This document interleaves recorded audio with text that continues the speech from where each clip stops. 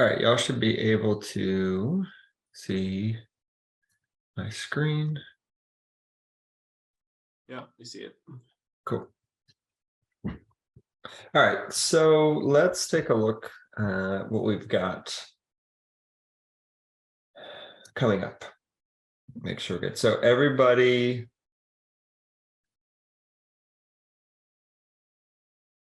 should have turned in the first milestone, which is the project proposal. The next thing you have due with regard to the project is the requirements document use case diagram. We will get to this in just a bit. We're not quite to this yet in terms of the content. So just keep working on your coding of the actual project. Everyone also should have completed quiz 1 on the SDLC. And the next quiz that you have due is in 1, 2, 3 weeks, and that is on object-oriented programming. All right, so if you go to modules, right here in object-oriented programming, that is where the content for the quiz is going to come from. A lot of this stuff is a review. We aren't going to go through this in class. Excuse me. We aren't going to go through this in class because a lot of it is stuff you have heard of before, but I do want you to do this on your own. Some of this we will get automatically as we go through some of the code examples and the project examples that we go through, but I want you guys to go through this on your own. These two, go back to modules, these two PowerPoints. So go through object-oriented design and object-oriented programming topics. Go through these two on your own and take the quiz sometime before February 24th. It should be pretty self-explanatory, and a lot of it should be review, since you have already been exposed to a lot of these OOP concepts, because I think each of you are going to need to read those at different lengths and different depths, depending on your familiarity with it. So rather than do that in class time, I'm going to let you guys do that on your own. And instead, what we're going to do is we're going to do some input-output code in class today. And so what I mean by that is I'm going to show you guys how to write to a text file, how to read from a text file, because most of you are going to need that for your programs. So I'll show you a working example of how that works. And I will post that video up here. Okay. And then we will move on to UML and use case, which this is what you'll need for your second milestone. Okay. Questions for me?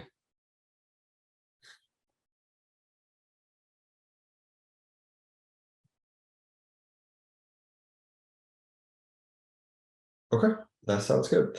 Well, without further ado, let's get into it. I'm going to pull up our meal maker program, and we're going to take a look at input and output, writing to text files, reading from text files, and how that works.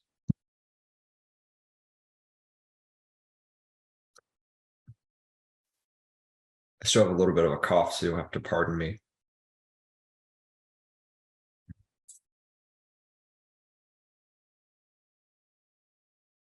What is today? Today's Thursday. I was going to ask if everybody had a good weekend, but it's a little past that. Weather could be better, that's for sure. Yeah, it's kind of gross here. Rainy. Give me 1 second while I wait for this to load up.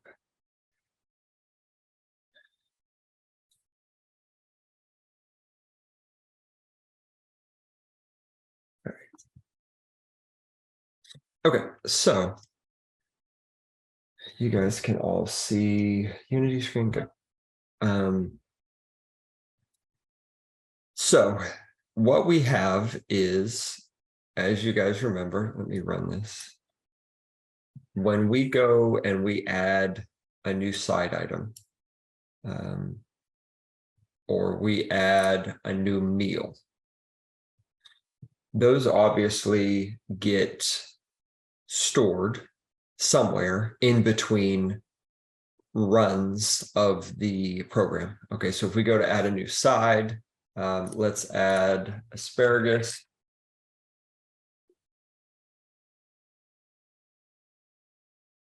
That look right? Is that how you spell asparagus? Yeah, looks right.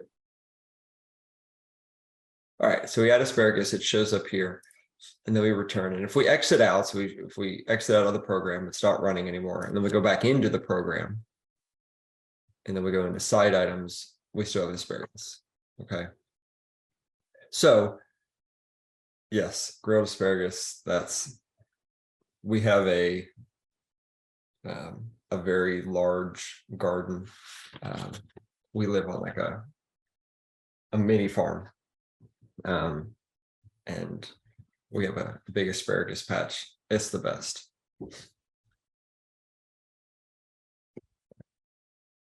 Second.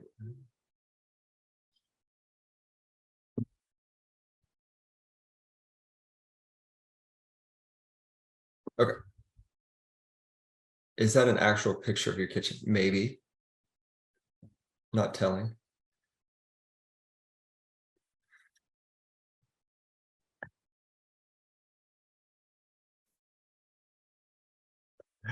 All right. So when these items get written to memory, it gets written to a text file, and the text file is what gets read and written to, and that is essentially how things get stored in between runs. And you guys can do the same thing. Different platforms have different ways to store information. So if you're making an app for your phone and you need to write to save data, you wouldn't write to a text file like we're doing here. There are different ways to save, and depending on the program, depending on the application, it works a little bit differently. What we're going to do here is we're going to write specifically to text files. All right. I will say this. Well, let's get into the code, and then I'll show you a couple of different ways that you would write to files for if you're keeping like saved game data or saved data in between sessions. There's different ways to do it. We're going to start with the very basic, which is just creating a text file. Okay, so let's find where we have in our project. Here are all of our scripts. And again, this is Unity, but it should be, you guys should have this set up similarly. You need to organize your scripts by category. If your program isn't super large, you might not need all these separate categories, but here's what we have. So this meal data, we have a meal and we have a meal database. And let's open both of these, because I don't honestly remember how I set this up.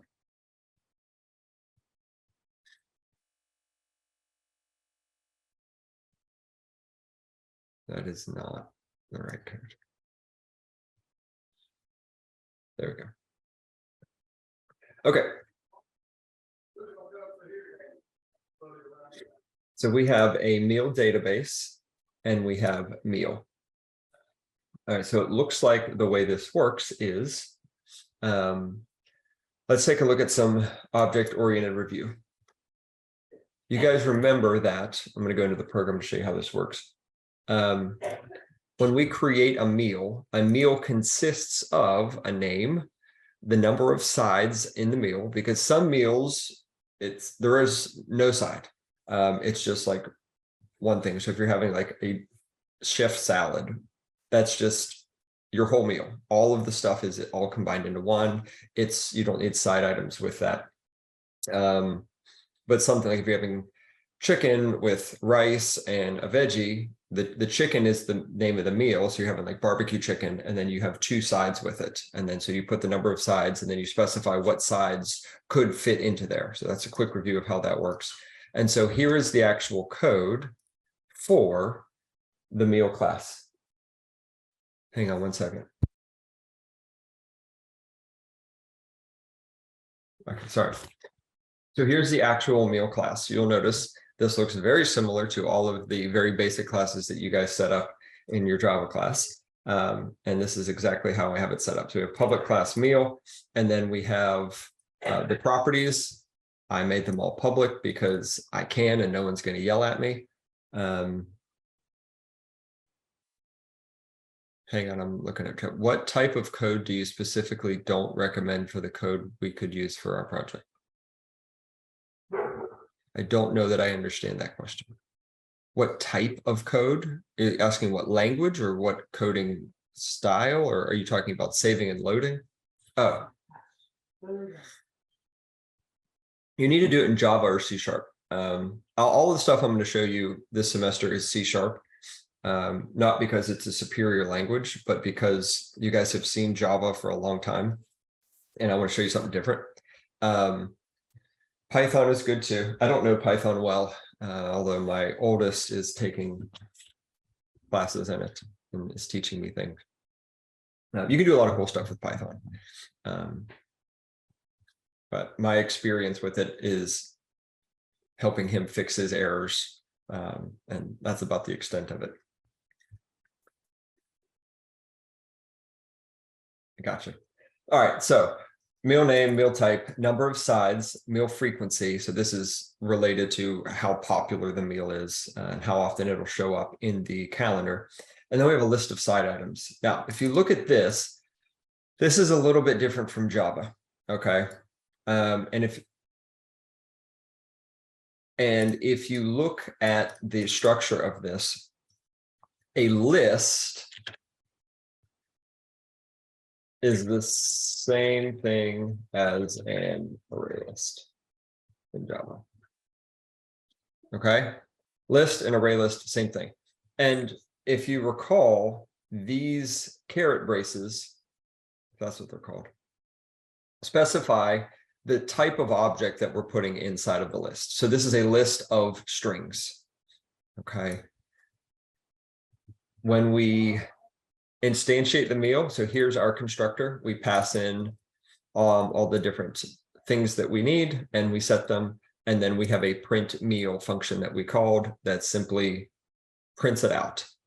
Okay, and in fact it returns it, but that's it. Very, very simple. Any questions on this so far? This looks like something you would actually do in an intro Java class. Now let's take a look at the meal database. So we're getting a little bit more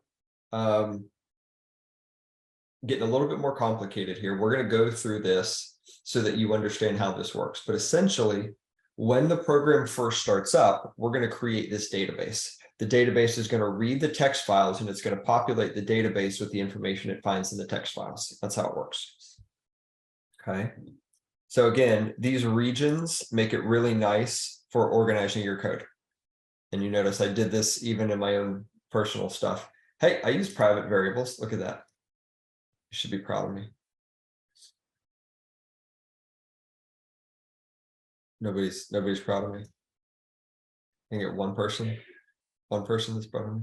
Thank you. Thomas is very proud. I appreciate it. All right.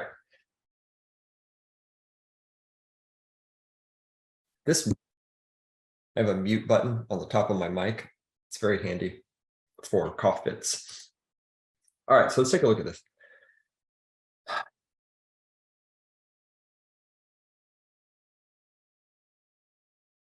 My mute button is inspirational.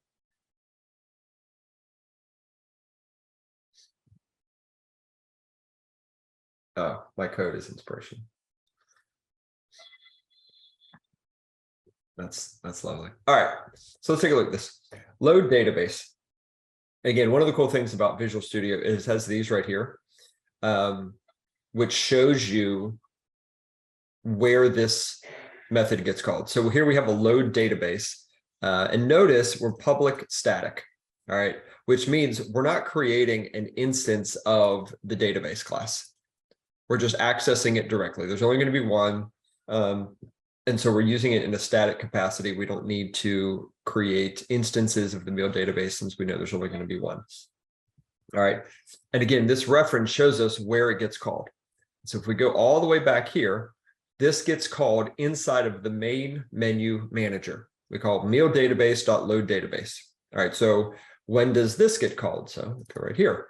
It gets called inside of GUI manager. So remember GUI manager, this is the big overarching program that initiates everything. And so right when it starts, we call all of the different menus that can pop up and we initialize them. That's what this init function does. Okay. And inside of initializing the main menu manager, we initialize or load the database.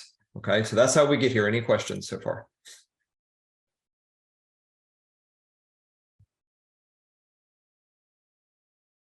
Okay. So first thing I do is I populate a couple variables. So we have path to files and path to meals. Okay. And here was where we get this code. Now, application is built in. All right. The color format I have here, these are your keywords. Okay. So application.datapath.substring. So application.datapath contains the path to the game data folder on the target device. Unity is a game engine, but it doesn't have to be used just for games. So when it says the game data, it just refers to this is where the application is being stored. Okay, this is a path to the folder where the program is being run, which is what you want. Okay, when you're saving your text files, you want them local to wherever the program is being run from. Okay, does that make sense? You don't want to necessarily, let's write it to the desktop because people are going to delete it. You want to store these in a place that's kind of hidden away from your user. Okay, we can talk about encrypting them later if need be. There are simple ways to do that in code, but we are today writing unencrypted basic text files. Okay, so substring, who remembers substring? It's like one of the first things you guys learned probably.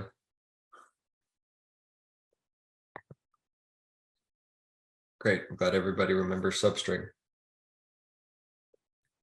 Thank you, Sean.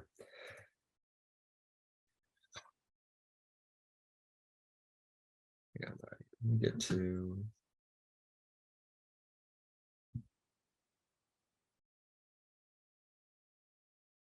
Let me drag this over. All right, so here's where this is being run.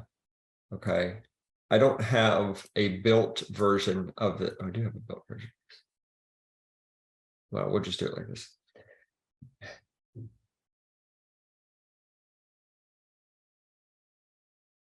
Okay. So when we run application.datapath, it gets us basically this directory, right? And we're running this from C drive / game development / meal maker. That's where we are. We're inside of that right now. And then what we're doing here, so if I print this out, so you can either do print application.datapath. I'm going to save that. And I'll just show you what we're getting here, just so you guys can see how this works. All right, so we run it, and here's what we get. I printed it out. It shows up in the console. If you want to, console is just in here, and it pops this up. And so we're getting the exact location for where this is being run. All right, so it's actually taking us to the assets folder that's contained inside of there. And so what I do, pull up the code, is I'm pulling out, I'm going to the last index of, let me get this.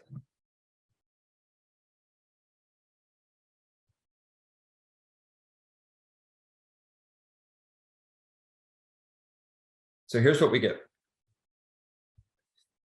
And we printed that out. So we're taking the substring of this. This is our string.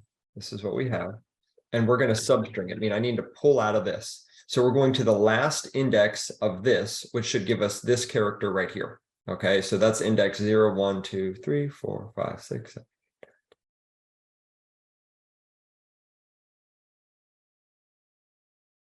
30 should be index 30. Okay, so we're going from 0 to 30, which is going to give us this string right here.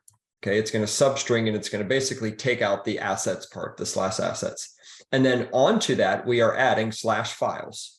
Okay, so we're basically doing this with that line of code. Okay, and then we take path to files and we add on to it. So this is path to files equals this. And then we have path to meals equals the same thing plus that. Okay, so we have path to files, which gives us this. And we have path to meals, which gives us this. So you need to store where you're storing your information. Okay, and so if you look, we have C, game development. Okay, now we go to meal maker. Okay, now we should have files. We have files right here. And then we have a separate folder inside of that for meals. Okay, and you can see there's already stuff here populated, which we expect. Stone,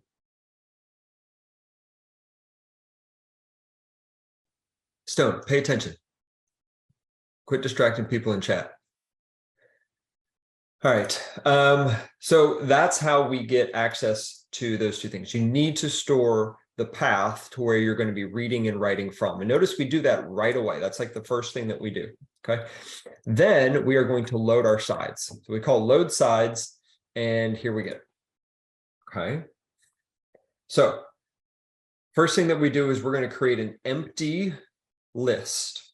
Right, so we create a new list. Again, lists are like array lists in Java. They start out empty. You don't define how big they are. They naturally get bigger as you add stuff to them. There's no capacity. All right. Does anybody remember the data structure that lists use under the hood?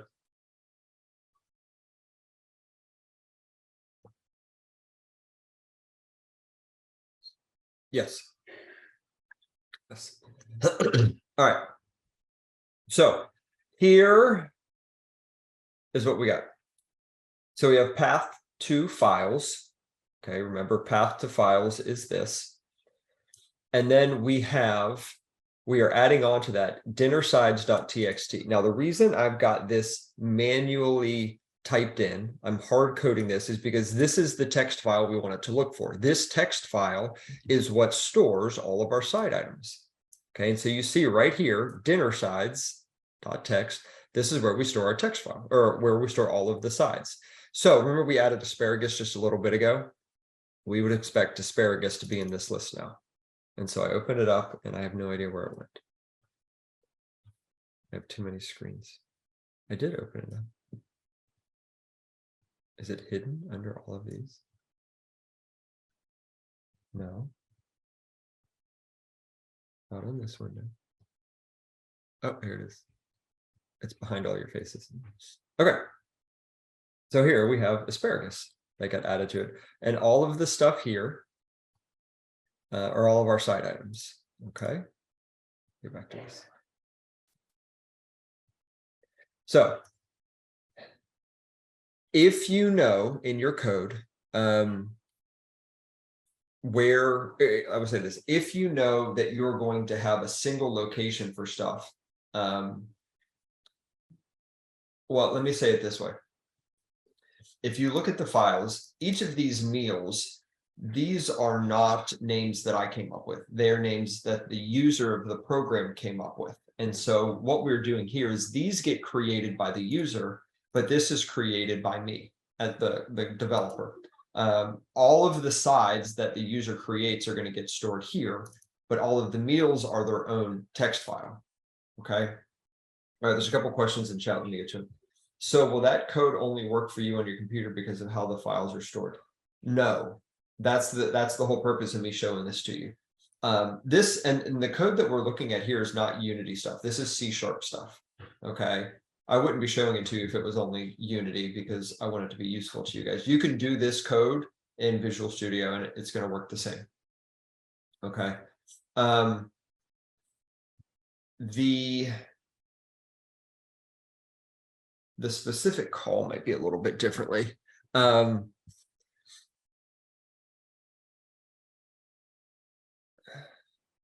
this code is C#. If you were doing it in Java, you're going to do it a little bit differently. The code is going to be different, but it's going to be very similar. The same concept is like you've got to figure out the path to where your application is, and then you need to figure out how to you store that path, and then you're going to read and write from there. It's going to be the same thing. Kelvin, what if dinner sides doesn't exist? It'll probably crash. When I wrote this, I knew only my wife was going to be using it, and she's good with computers. She's not going to go in and delete the file. And it was one of those situations where if I were releasing this and other people were going to be using it, I would probably have some sort of try catch here where like if file dot exists path to dinner side, like we would have something like this. So where if it doesn't exist, I'd pop up some sort of message that says, hey, your file is missing. And then I would go ahead and create it and maybe have a list of default sides to do it like that. But I just assumed that she was smart enough not to delete the file. So, and she is. But yeah, if you were doing this properly, you would want some sort of input validation or try catch to make sure that the program doesn't crash. And then the user's like, what? That happens to me all the time in game development. People will like where I store save data for like Access Football, for example, is inside of what is called the persistent data path. And it's pretty well hidden. Like if you go, it's in your C drive under users, and then your user, and then app data, which this is a hidden folder by default. And then you go into local low, and then these are all kind of different game companies. And then here, this is where the actual save data is located. And these are encrypted files, which we can look at how to do a little bit later. But people will go in here and try to mess with these and then complain because the game doesn't work properly. But that's a topic for another day. Unity does not allow multiple languages. It used to, like 5 years ago, you used to be able to code in C#, JavaScript, or wait for it, Boo.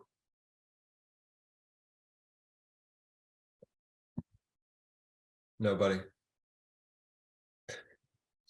Yeah, Boo is a programming language. You could, I'm going to make games in Boo. That was a good one, Walter. Okay, so anyways, let's keep going. So we have a path off.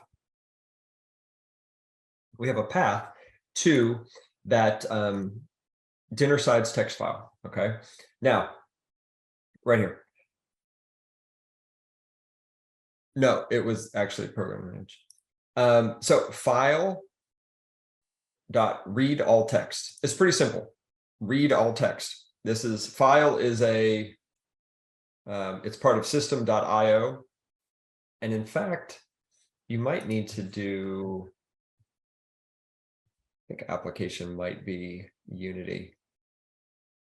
You might need to use, like if you're doing this up here, you might need to use file dot getting to a specific path. I'll have to look that up. Hold on. C# find directory to application. Best way to get application forward path.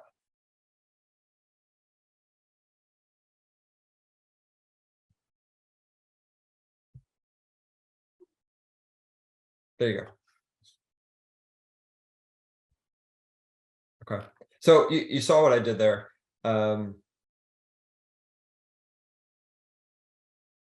So if you're using a Windows form application, you'll do it this way. So I guess application, you can use it that way. This is not what you want.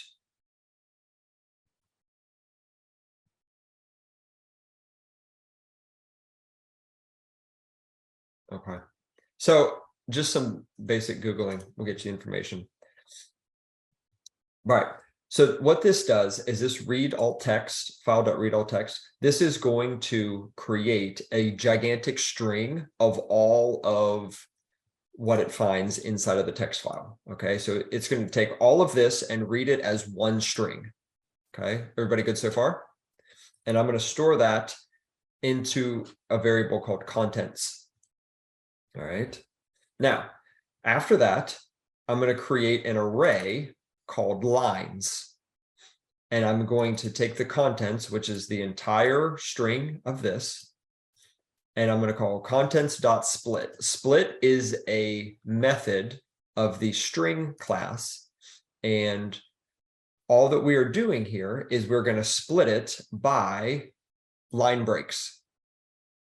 Right? So if you see the way this is stored, remember, each of these is a character, and we have it as a giant string.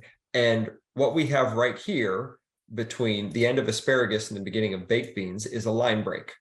That is represented in the string. Okay, and so really it looks like this: line break, line break, line break. And so what we're doing here, even though we can't see it as a character, we see it go to a new line. And so what happens is it finds that line break and it splits it. Is anyone able to see the whole Zoom screen while using their phone? Well, yeah, you're better off using a computer, but I haven't tried using my phone.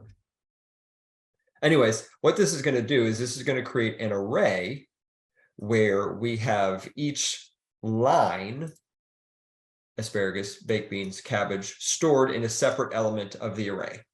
Make sense? And again, these are built-in functions to this is not like difficult code that you guys are writing. It's just using what exists already. Okay. Questions so far?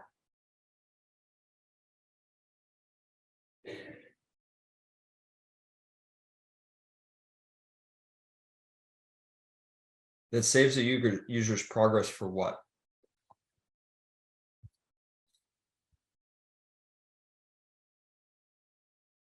We're not, I mean, yeah, it could, but we're not entering data right now.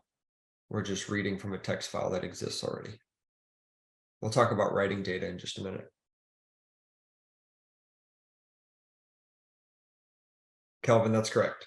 It takes each of these items and it creates an array out of them. So this is index 0, this would be index 1, this would be index 2, and so on. Makes an array out of it. Okay. Now we're going to run through, and all this does is, so we loop through the entire array and we skip empty lines. And so if a user is using this and they enter I won't do it that way. And they enter a blank side item.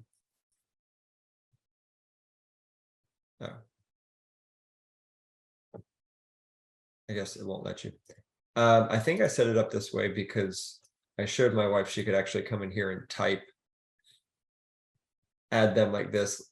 For the initial add, if you wanted to actually go into the text file and add a bunch this way rather than type them in through the program, you could do it that way too. But what that line of code does is it skips empty spots. So if we had like this, for example, and we ran it,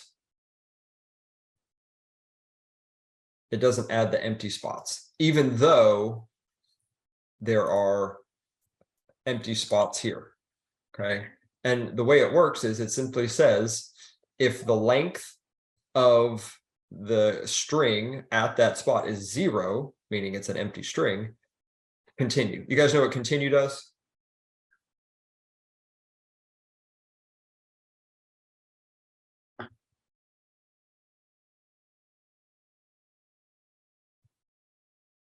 Yeah, it forces the next iteration. It just skips. Okay, so it'll just go right back up to, it basically skips this line of code. Now, if it's not empty, if it's an actual side item, we are going to add it to our dinner sides. Okay, and this is the list that we created up here. So the array is just temporary, and we're going to loop through. And if it's a valid entry, then we add it to the list. Okay. Questions on how we read that text file?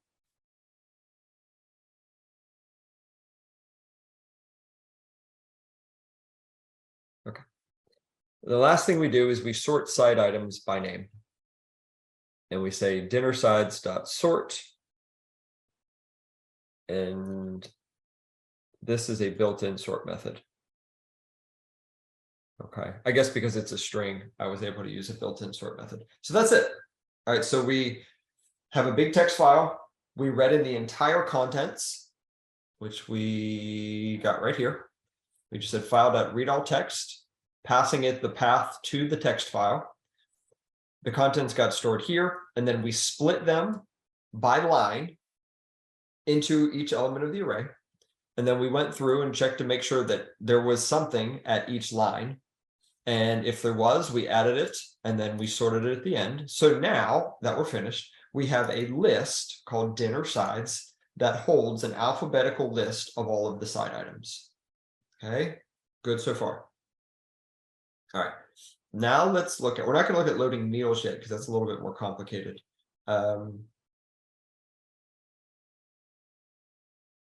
Let's do add new side item. All right, let's stick with side item for now. We did reading. Now let's do writing. So when we have add new side item and we pass it in a new, whatever it is that we want to add. So if we look at where this is called inside of the side item menu manager. And remember just a minute ago where we tried to add an empty one and we got that little data validation window popped up. That's for right here. So if the input box text is empty, then show this error window and then stop. Okay. But if not, we call meal database.add new side item, and then we pass in what we're adding. So let's take a look at this. When we add a new side item, so this is, for example, we added asparagus. The first thing that we did is we added asparagus to the dinner sides list. Now, this does not automatically sort it. When you add to a list or you add to an array list, where does it add it to? The front or the back?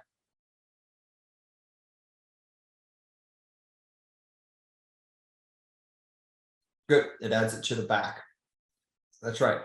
So obviously we can't expect the user to only add things that alphabetically belong at the end. And so right after we add it, we call sort again, so that it sorts the list, all right? Because we want it sorted before we write it to the file.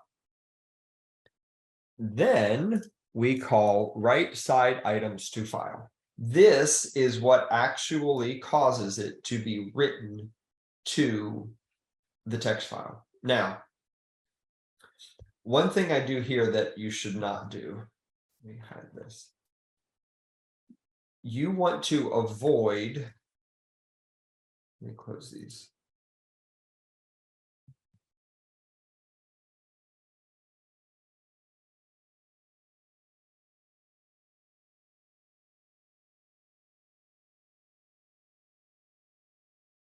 All right, Ethan, if you were saving larger objects to a text file, would there be a way to only write and read from the saved data as needed instead of loading everything into memory all at once? Or you just need a proper database, it's fine. No, you don't have to load everything right at the beginning. In fact, that's what I do in Access Football. So for example, I think this will run. We'll see. I'm in the middle of coding something on here. I think it'll run. I haven't looked at this in a couple of days. In this game, there's you have 4 save slots for franchises, but there are like a bunch of different there's a bunch of different save files. There's like your game settings, there's your match settings, there's all of your franchise settings, there's your video settings for like your resolution and all that sort of stuff. There's also all of the settings for all of the teams you created. That stuff doesn't get loaded right when you first start, okay? And so, for example, right now, the only thing that has been loaded from memory is like the game settings that are needed to in order to run this, in order to like actually set up the resolution and the graphics quality and all that sort of stuff. The franchise data doesn't get loaded until you click on franchise mode. Okay, and that's because they're rather large, and we don't want to load those at the start. Same thing for the teams. And so for the teams, in fact, when I go edit existing teams, see how it popped up for a second and said loading teams? It's only loading the ones that I requested. So these first 8 teams are the only ones that get loaded so far. And so if I go to the second page, you're going to notice ever so briefly, it's going to pop up again. Then it loaded these 8 teams. Now, if I go back to the first one, it was much faster. Okay. I'm going to go to the next one. Notice it's a little bit longer. Okay. It's very brief, but that's how it works. And so I have a rather complicated setup here to where when you load a team, it gets cached inside of the game so that you can access it again quicker later. But no, to answer your question, you don't want to load everything right at the beginning if it's a lot of data. You want to load it in when you need it. Okay. Text files are super basic. Okay. These we're talking about like 1 kilobyte worth of data. All right. Super small amount of information. You're not going to notice any delay and that sort of thing. And Walter, you're absolutely right. Yeah, load screens are precisely for that. So where are we? We are writing side items to the file. Okay, so what we are doing here is this is what I was going to tell you. You want to avoid doing what I did here. See how I've manually typed out this dinner sides string twice? This is a recipe for disaster. I wouldn't say disaster, but it's a bad idea in the sense that this is going to increase the probability that you make a typo. What would be better here is to do like private static string dinner sides text file name. Okay, and right when it starts, you do dinner sides.txt. And then you reuse this over and over again. You want to avoid doing this sort of thing and manually or explicitly hard coding values like that all throughout your program, because every time you type this out, you run the risk of it being wrong. And then it just becomes annoying to fix. Okay.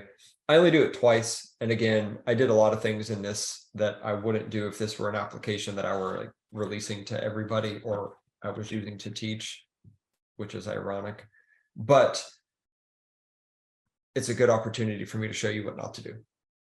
So that's all. Don't, you want to try to avoid doing stuff like that. It just increases the chance that you're going to mess up. Okay. But either way, I did it. And so we have the same path to dinner sides. You could also just store this entire thing as a class variable instead of doing it locally each time. If we're using it in multiple places, it's fine to do that. Right. What code again?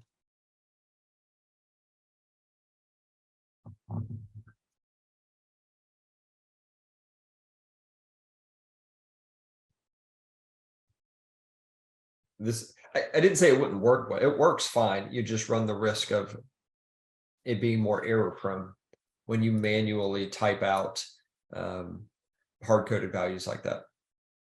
That's all. Okay, so we're back here. So if you remember, we did a couple things that when we were reading from the text file. The first thing we did is we called file dot read all contents, something like that. Read all text. And then that gave us a single string of everything in the text file. And then we took that and we broke it down into separate lines. What we're going to do now is the opposite. We are going to take separate side items that we have stored in our list, and we are going to combine them into a single string and then write that to the text file. So we're just doing the mirror of what we did earlier. So I create a new variable called combined strings and set it equal to an empty string. And then all I do is we loop through our list of dinner sides. Okay, because remember, right when we added a new side item, we added the new side item to our list of dinner sides. We sorted it, and then we called write. Okay, and so what we're doing here now is we are looping through that list of dinner side items, and we are adding them to this single string. And notice we're putting a line break after each one. Okay, that's it. Questions on this?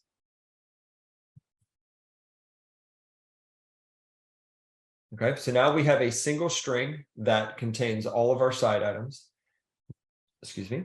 And then very simple, we say if the text file exists, which it does, then we are going to delete it. And then we are going to write and create a new text file. And it's as simple as that. File.write all text. This is the name of the text file, which literally is this right here. Okay. Plus dinnersides.txt. And then we specify that's the name of the file. That's what we want to put in it. Okay. And so it could be something as simple as if I did combine sides plus equals Walter likes asparagus. Okay. And we come in here. Wait for the spinny thing to tell us our code is good. Okay, side item menu. We're going to add a new side item, and let's say, what do we want to add? Give me a good side item. What is con? It's not even a real food.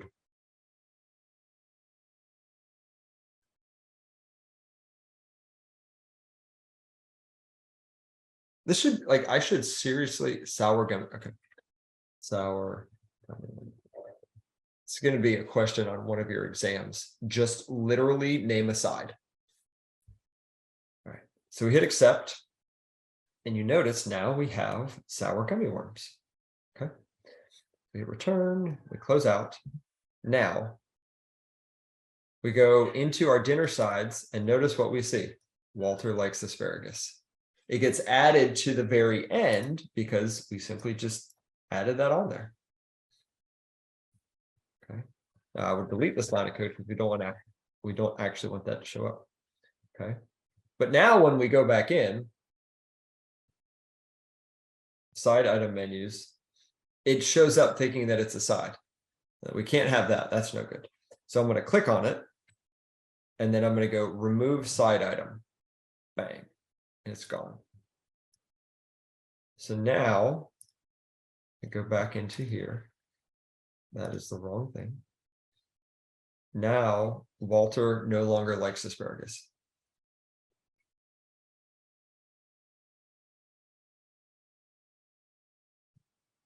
It's the crispy. That's interesting. I didn't know that. Riley, I missed your corn. That would have been a good one. Get that corn out of my face.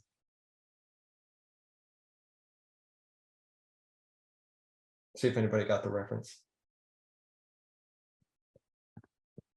Okay, so let's look at the code for deleting.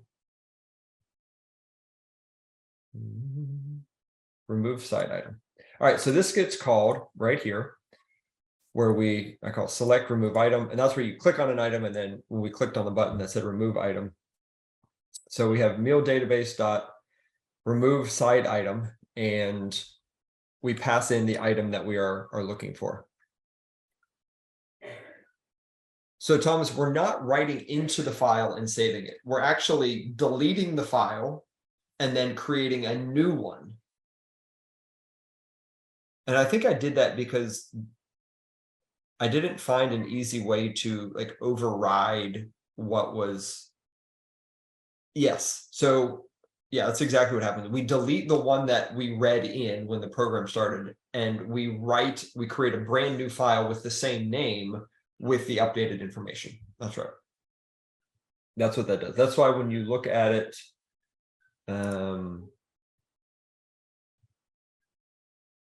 said right side items to file. That's why we if the file exists, which it will always exist, we delete it and then we write all text to it. And what this does is this actually creates a new file.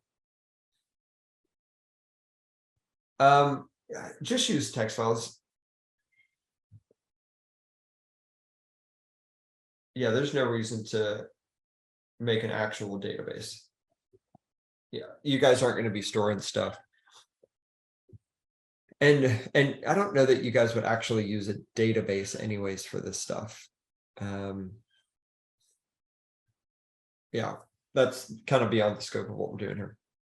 Just use text files. If you have a weird situation, your program's like really big or really complicated, then we can talk about it, but a text file is going to handle everything. No, it doesn't need to have complicated features. Okay, so that's writing. Now I want to look at removing. So remove side item. So we pass in the side item that we want to remove. So in our case, just a minute ago, this was the string that said Walters likes asparagus with exclamation points. So all we do is we call dinner side, which again is our list, dot remove the side item. So dot remove is a built-in function to the list class that will automatically search for a matching value and remove that item. And then if you notice, we call right side items to file again. And all this does is it calls the same function that we looked at just a second ago. It reads the contents of the list of side items, deletes the file that's there, and writes a new one. That's it. Okay, it's pretty simple.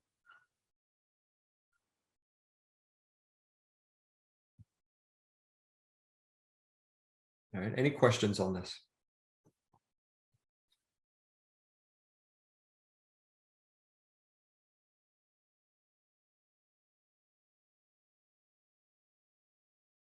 Okay. So that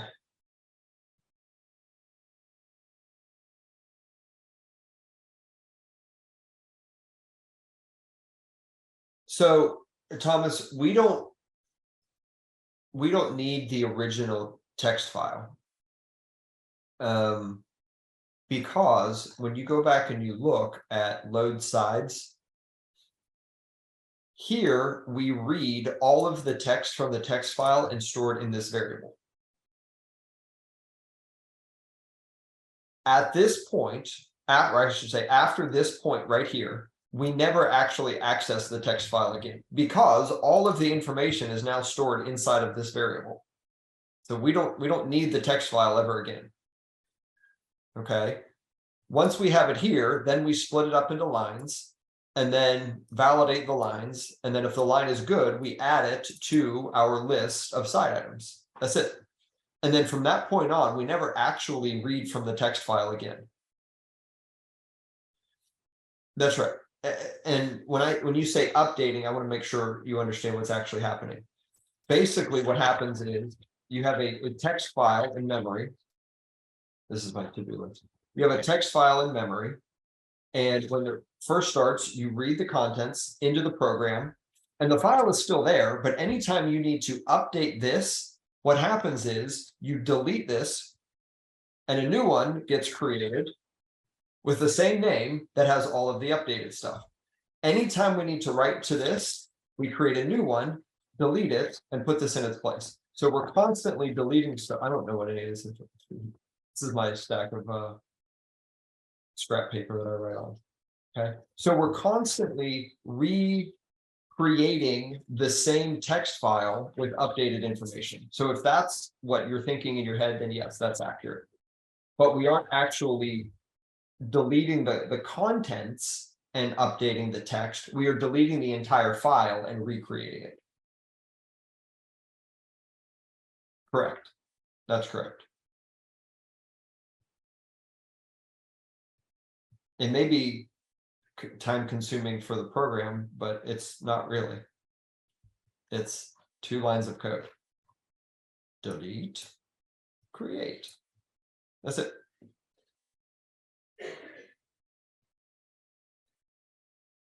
Questions on this?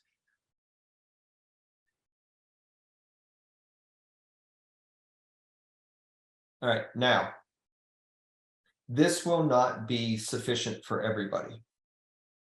What we have done today is we learned how to read and write to a hard-coded text file, meaning we know that this dinner sides text file has to exist. If it doesn't exist, we're in trouble. And so this will handle some of your programs. Hold on.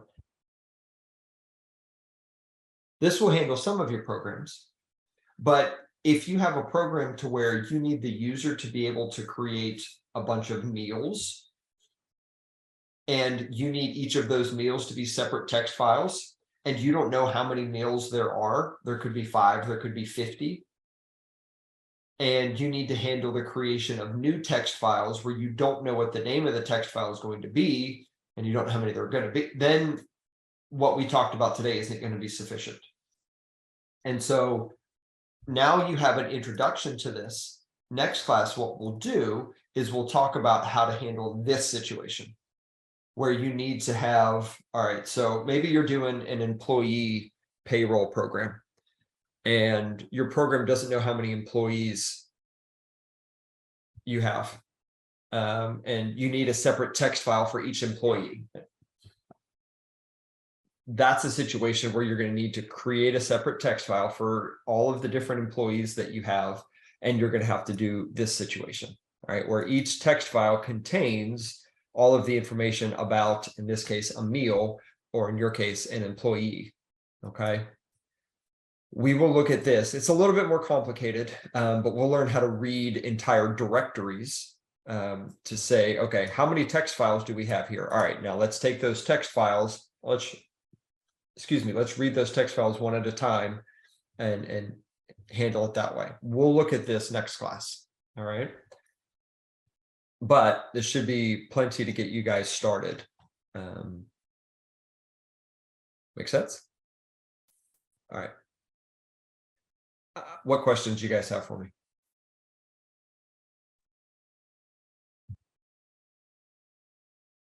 I understand that we're not like in a module like this right now, but how important are you to stress JUnit testing with the project? Not. We don't do much with JUnit testing. Was that your Okay. question? Yeah, that answers it because it was stressed a lot in data structures. And I was wondering about that. And when do you think we will have feedback on our proposals? I will check with the grader and see what's going on.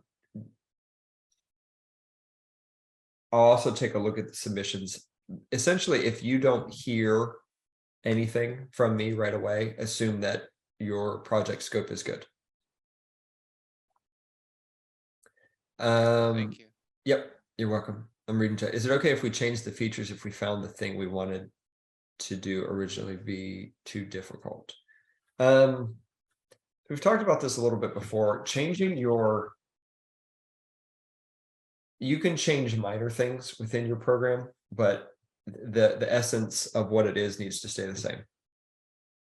If you have large scale difficulties with executing whatever main feature you have, then we need to have a conversation about what we need to do. Yeah, we'll leave it at that. Okay, so you're welcome. Here's what I'm going to do. So looking at this, I think I might add, I'm going to add another topic right here, specifically for reading and writing to text files. And I'll put today's video and next class's video here, just so you guys have it. There won't be any quizzes or assignments associated with it, but I feel like it's a good place to put it. So our plan will be on the 7th, we will go over part 2 of reading and writing from text files. And then from there, I might give you Thursday off for like a project day. We'll figure that out on Tuesday. After we finish reading and writing of text files, we'll get into UML and use case, okay? Which are some documentation stuff. All right, so I'll create, I'll call this topic 6 and we'll move on from there, but that'll be that. Okay. Have a great weekend.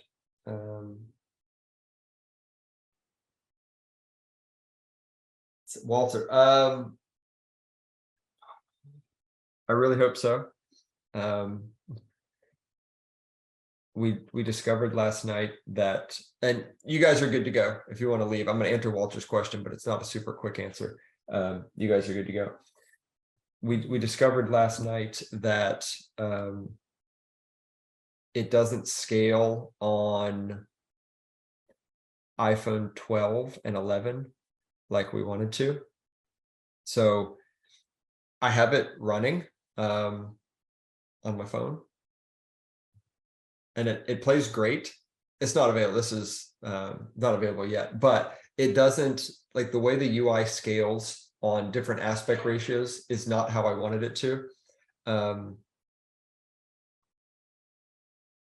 Yeah, and so we're really close, but it'll have all the features. You'll be able to create teams, and you'll have full franchise mode, all that sort of stuff, and it's a free download. Nice.